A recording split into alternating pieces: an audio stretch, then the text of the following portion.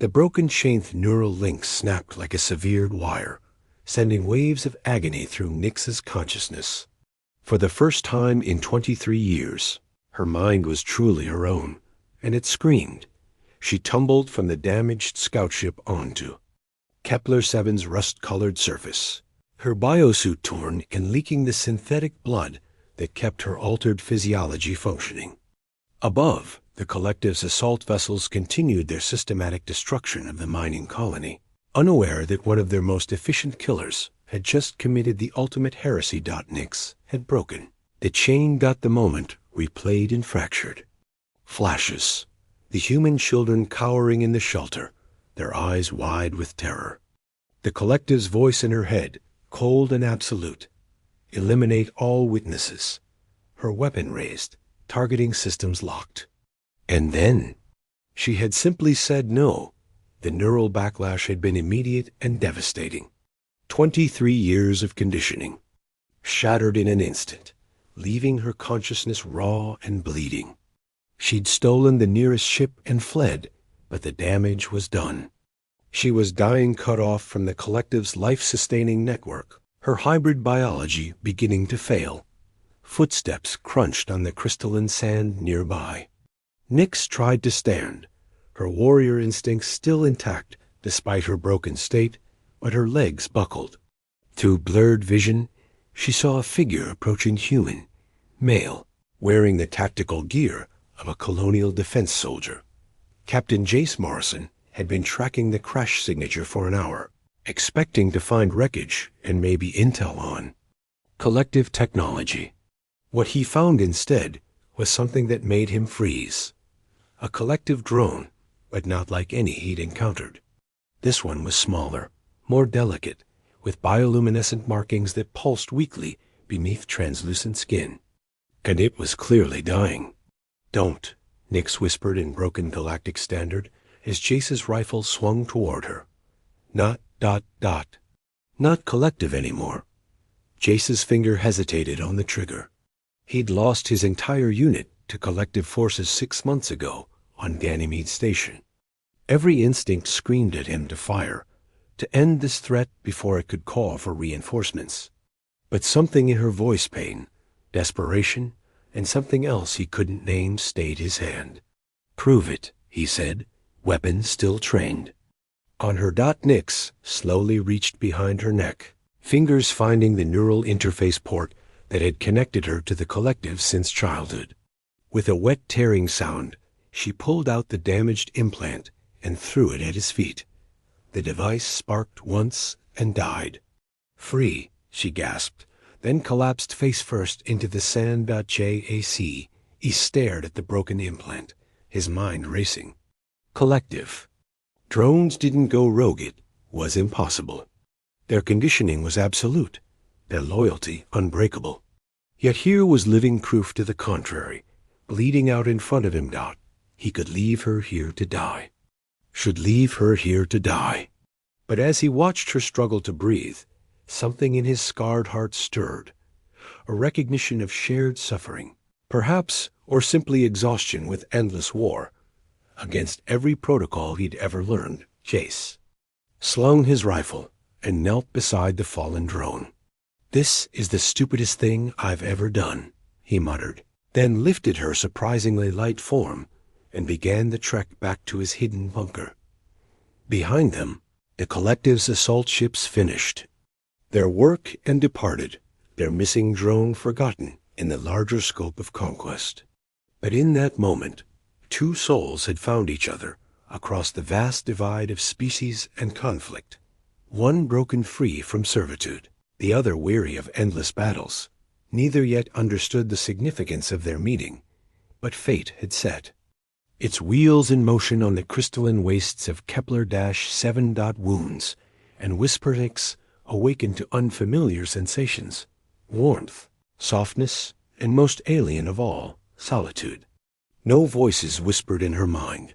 No collective consciousness pressed against her thoughts. The silence was both terrifying and wonderful. She lay on a simple cot in what appeared to be an underground chamber carved from Kepler-7's living rock. Bioluminescent fungi provided gentle light, and she could hear the distant hum of recycling systems. More importantly, she could hear her own heartbeat without the synchronized rhythm of 10,000 others. "You're awake."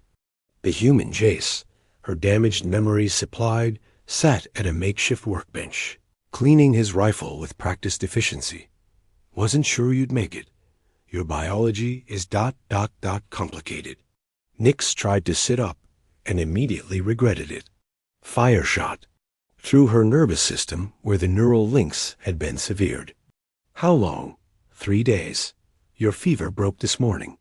He set down the weapon and studied her with sharp gray eyes. "Want to tell me how a collective drone breaks free?" "Thought it was impossible."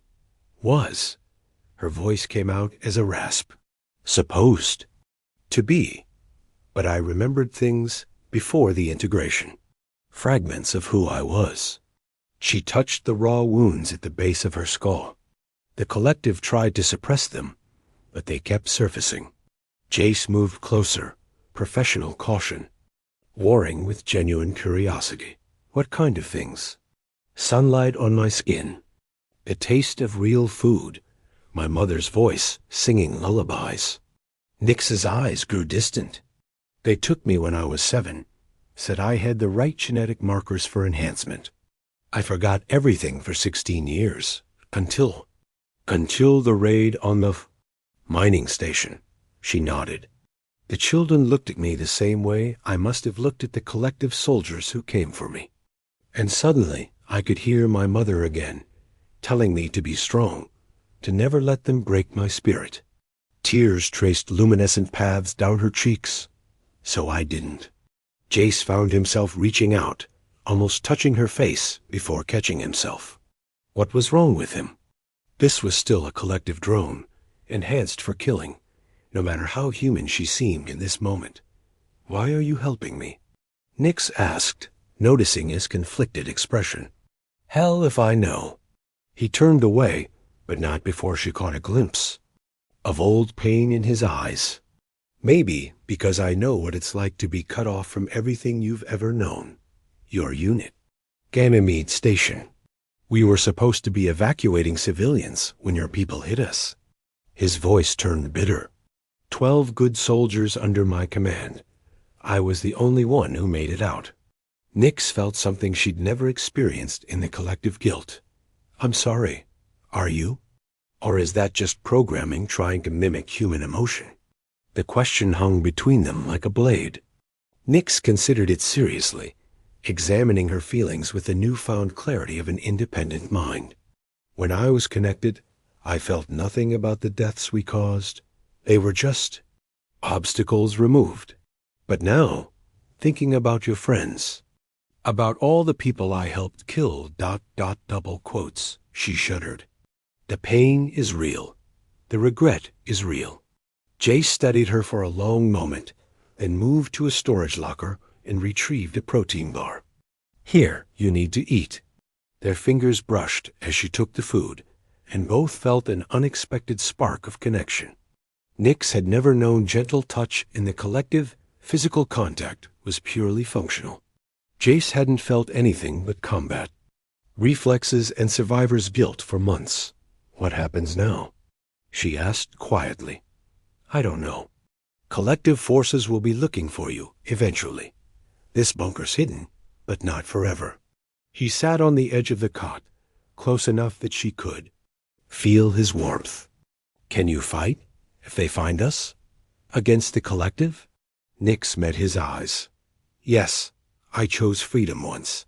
I'll choose it again." Something shifted in Jace's expression, recognition, perhaps, or the beginning of trust. "Then we'll figure it out. Together." Outside the bunker, Kepler-7's twin moons cast crystalline shadows across the wasteland. In the depths below, 2 damaged souls continued the delicate dance of building trust across an impossible divide, neither yet realizing that what they felt was the beginning of something that would reshape both their destinies. Echoes of the past, nightmares came without warning. Nyx bolted upright on the cot, bioluminescent tears streaming down her face as fragmented memories crashed through her consciousness like a dam bursting. Jace was beside her instantly, his training overriding sleep. "Easy," he murmured, hands hovering uncertainly. "You're safe." "No," she gasped, pressing palms against her temples. "They're coming back, all of it. What they did to me, what they made me do." Her body convulsed as suppressed memories fought their way to the surface. "Jac." He made a decision and pulled her against his chest, ignoring the potential danger. She was burning with fever, her hybrid physiology struggling to process decades of blocked neural pathways. "Tell me," he said quietly. "Sometimes talking helps." Through broken sobs, the story emerged. Zara Ken, age 7, playing in the hydroponic gardens of Outpost Aurora, her mother's hands braiding her hair. The day the collective ships arrived, and everything changed. The integration process called medical tables, neural probes, the slow erasure of self as her consciousness was absorbed into the hive mind. "They kept some memories," she whispered, "the useful ones. Combat training, tactical knowledge, ways to blend with human populations. But they buried everything that made me ... me." Jace felt her pain like a physical weight. "How did you hold on to yourself, my mother?" Even after they suppressed the memory, some part of her stayed. In the collective, individual thoughts are like whispers in a storm, usually drowned out. But love. She looked up at him with luminous eyes. Love is louder than they thought. Something in her gaze made Jace's breath catch. When had he stopped? Seeing a collective drone and started seeing Zara? The woman beneath the biomodifications, fighting to reclaim her stolen identity? "I've been having dreams too," he admitted. "About Ganymede. About choosing to save you instead of following orders." His thumb traced the ridge of her cheekbone. "Maybe we're both learning how to be human again." "Human." She repeated the word like a prayer. "Is that what this is? These feelings I don't understand?" Before he could answer, she leaned closer. Her alien beauty devastating in the soft fungal light. "When you touch me, my neural pathways fire in patterns the collective never programmed." "Is that what humans call attraction?" Double quotes Zara ... He started to pull away, but she caught his hand. "I know what I am. What I was. But with you, I feel like who I was meant to be." Her voice dropped to a whisper. "Show me what I missed." "Show me what?" "It means to choose." The kiss was gentle at first, tentative exploration of uncharted territory. But 23 years of suppressed emotion erupted between them, and gentleness gave way to desperate hunger.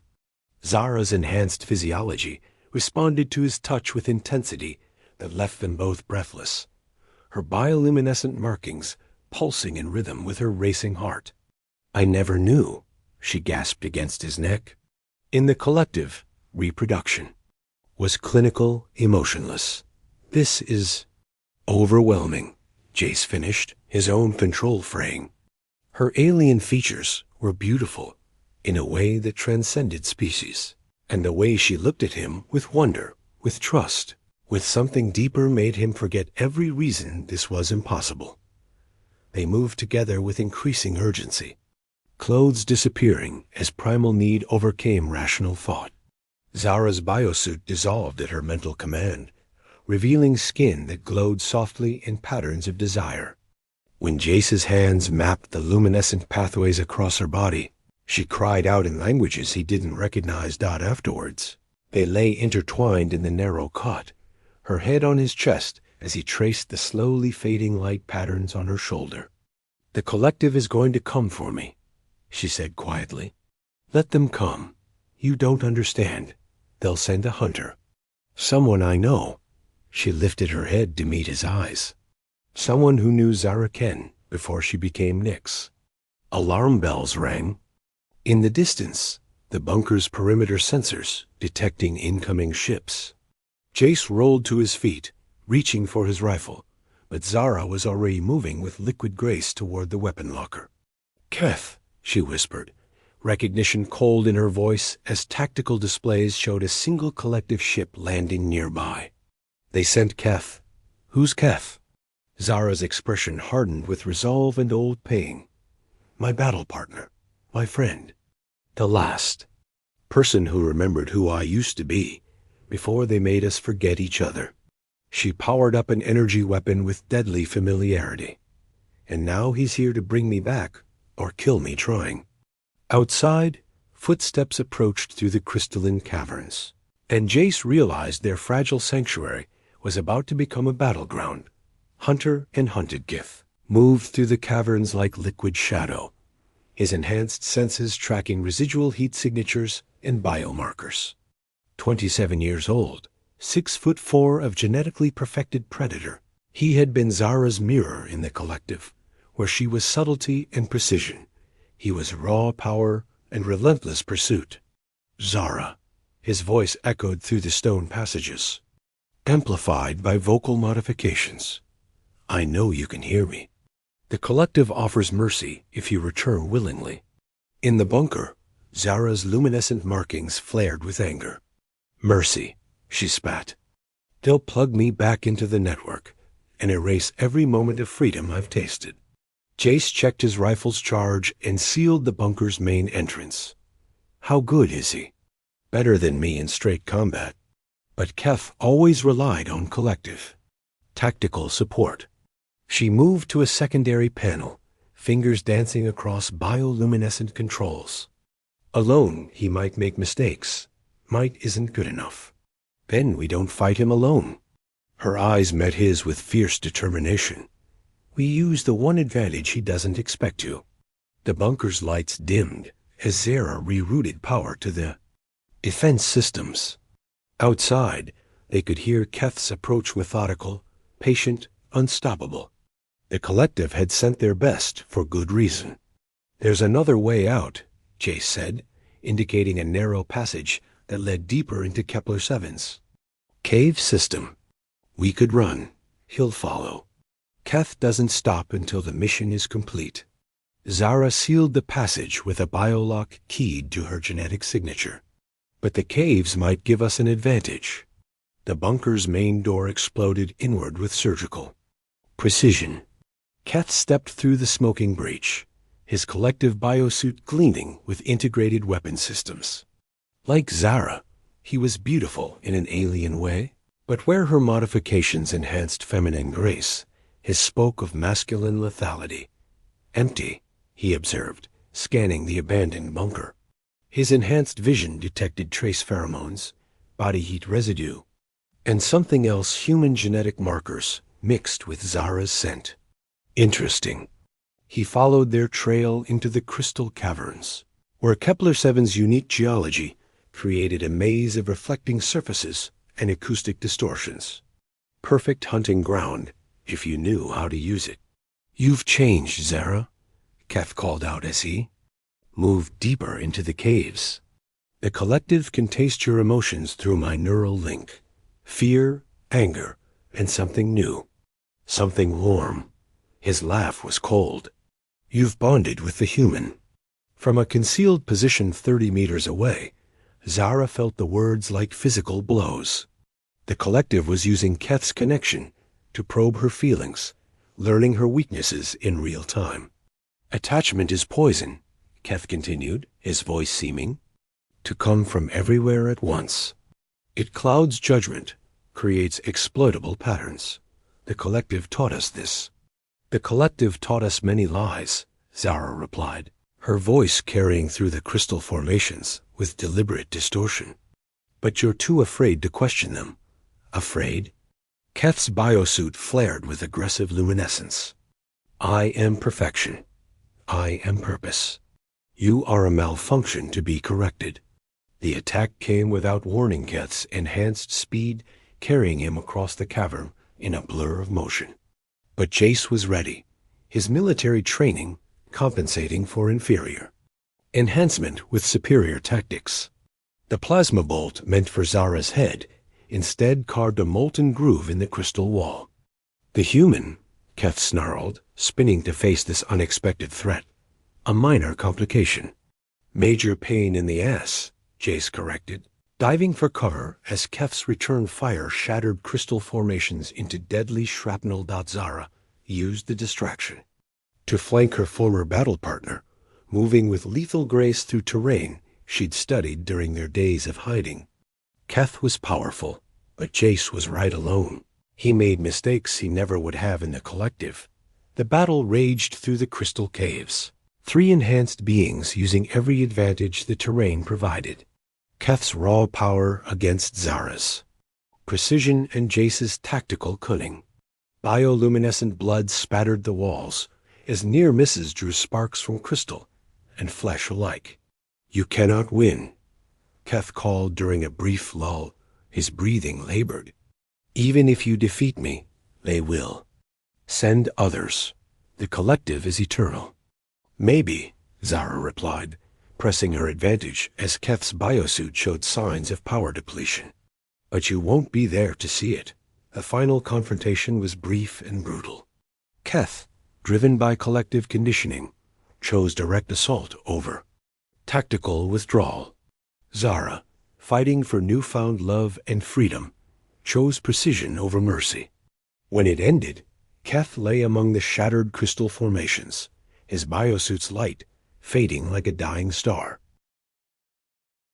New Horizons 3 months later, the transport ship Vagrant Star drifted through the Outer Rim territories, carrying refugees, traders, and others seeking fresh starts far from the core worlds. In a modest cabin near the cargo holds, Zara Kenshi had reclaimed her birth name, completely now watched Kepler 7 shrink to a distant spark through the viewport. "Regrets?" Jace asked, joining her at the window. His military bearing had softened during their journey, replaced by something more relaxed, more hopeful. "None," she said firmly, then reconsidered. "Maybe one. I wish Keth could have made the choice I did." Jace wrapped his arms around her from behind, marveling again at how perfectly she fit against him despite their species differences. Her bioluminescent markings had stabilized into new patterns, not the harsh geometric designs of collective programming, but flowing organic spirals that pulsed gently with her emotions. "He chose duty over freedom?" Jace murmured against her hair. "Sane choice. I might have made 6 months ago, but you didn't. When it mattered, you chose compassion over protocol." She turned in his arms, studying the face that had become the center of her universe. "Why?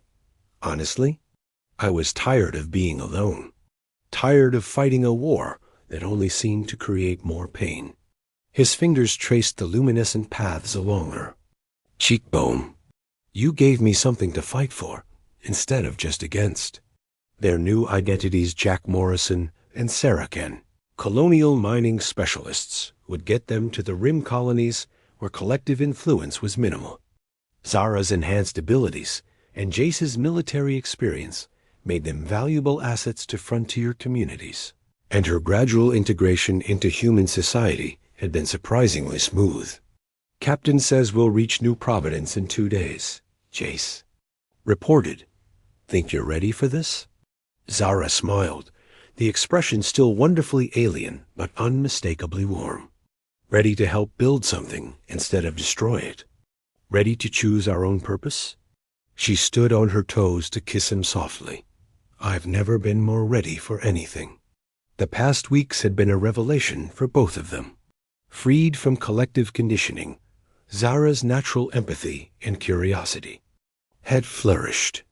She absorbed human culture with voracious appetite, delighting in simple pleasures like music, art, and the taste of real food. In return, she showed Jace wonders he'd never imagined, the way bioluminescent organisms created living art. Her species' gift for harmonic communication, the beauty of seeing the universe through enhanced senses. "There's something I need to tell you," Jace said quietly as they prepared for sleep in their narrow bunk.